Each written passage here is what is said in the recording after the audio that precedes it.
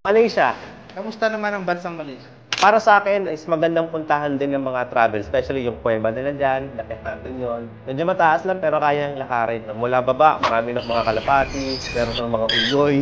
Kapag sa taas, marami ng unggoy. Meron din silang temple sa taas na para sa kanilang sagrado yun.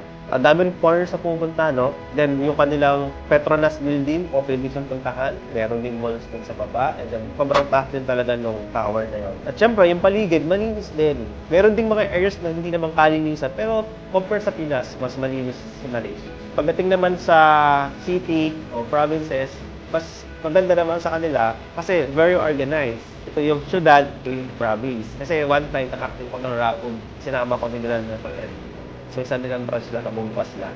Napawaw talaga ako sa ganda ng dinaanan namin. Talagang napakaganda. Palibot nila, parang forest nila. Malinis naman. Talagang na-preserve nila. Makakakita ka pa nga ng unggoy sa kalsada, natatawid. Kasi na-preserve nila yung mga hayop.